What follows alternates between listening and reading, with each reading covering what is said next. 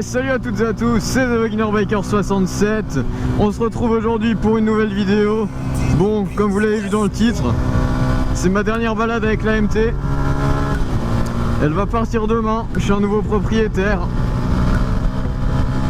L'aventure continue, je suis en train de passer le permis A2 en ce moment.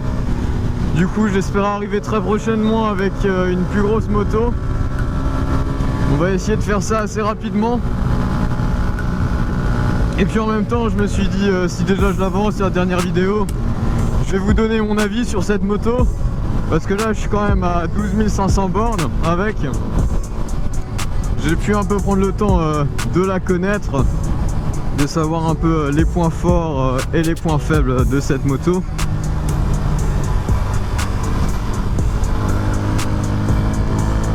Donc du coup, je vais un peu vous parler de tout ça. On va commencer par les points faibles. Donc, premier point faible, c'est un 125 4 temps. Certes, il y a le maximum de chevaux possible, les 15 chevaux autorisés par la loi. Mais bon, on sent que ça manque un peu de pêche. Ça a complètement rien à voir avec un 125 2 temps. C'est sûr, ça vous coûtera moins cher à entretenir, mais il y aura beaucoup moins de puissance que sur un 125 2 temps. Donc premier point faible, la puissance. Et deuxième point faible, ça va être son prix. C'est vraiment une moto qui certes a de la gueule et très bien, mais elle coûte cher. Je l'avais acheté 4500 avec les frais d'immatriculation. Là normalement, si on regarde sur Yamaha, je crois les prix ont encore augmenté pour les nouvelles versions. Donc c'est vraiment très cher. Si en plus vous comptez rajouter de l'équipement, là avec les tampons de carter, le saut devant, la ligne à crash, je suis à peu près à 1000 € d'équipement. Donc il faut quand même compter un budget de 5500 € pour avoir cette moto. On va quand même passer au point positif. Je vais pas vous plomber le moral, il y a quand même pas mal de points positifs. Niveau esthétique, il n'y a rien à dire. C'est bon, après c'est les goûts et les couleurs, mais moi je trouve la 725 magnifique. Elle a vraiment une gueule de gros cube, c'est assez valorisant. Deuxième point fort, ça va être le châssis. Elle tient vraiment super bien la route. Il y a pas vraiment moyen de se faire peur. Avec des bons pneus, ça tient la route, vous pouvez envoyer dans l'école sans problème. Le châssis vous fera pas peur, les amortisseurs sont assez bons, même si des fois un peu trop souples. Mais sinon, niveau tenue de route, il n'y aura pas de souci à se faire. C'est vraiment une bonne moto pour commencer, se faire plaisir dans l'école. Même faire certains cols avec des gros cubes, il n'y aura pas de souci à ce niveau-là. Sur la montée, c'est sûr, vous traînerez un peu, mais bon, c'est comme ça, on n'a pas assez de puissance et puis c'est tout. Mais vraiment, pour se faire plaisir en virage, il n'y aura aucun problème. Aussi niveau des freins, les freins suivent. Il n'y a pas de souci, même si sur le frein arrière ça manque juste un peu de mordant. Ça freine bien. En plus on a de la chance d'avoir une fourche inversée, ça nous apporte encore plus de stabilité lors des freinages. Ensuite il faut aussi savoir que ça vous coûtera quand même un peu cher en entretien, vu que c'est des petits moteurs en mono. Ça prend quand même dans la gueule, du coup il faut avoir un entretien régulier.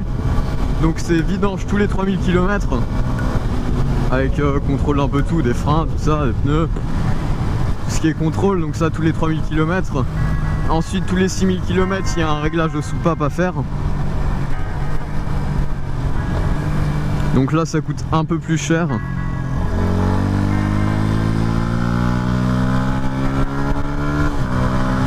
Là vous pouvez le voir, au niveau des dépassements sur les petites départementales, il n'y a aucun souci, il y a assez de puissance pour ça. Par contre, dès qu'on commence à être un peu sur l'autoroute, là c'est un peu plus short quoi. Elle tient, on arrive à 130, mais pour faire tenir les 130, je trouve pour moi le moteur prend un peu trop dans la gueule, on est un peu trop dans les tours. Du coup sur autoroute on se cale à 110, 115 et voilà quoi.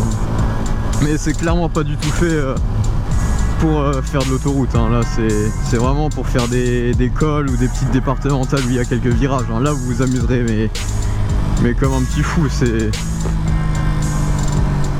De ce côté là je me fais pas de soucis. S'il te plaît évite de couper le virage, merci. La révision tous les 6000 km, c'est faut quand même compter à peu près dans les 200 €. Et pour les révisions intermédiaires, celles des 3000, faut compter à peu près dans les 80 €.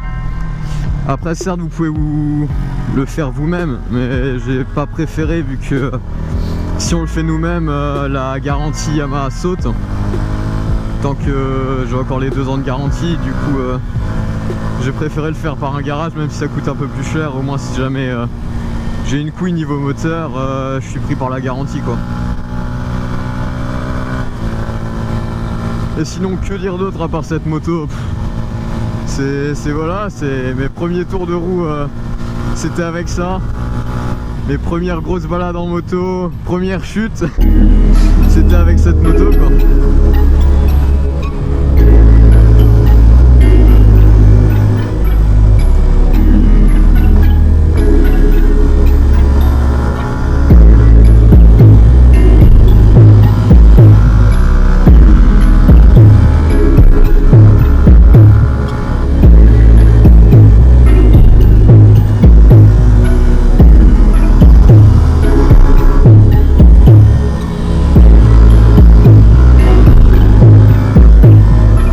Au départ je voulais vous faire une vidéo assez classe avec des beaux plans en réflexe tout ça, mais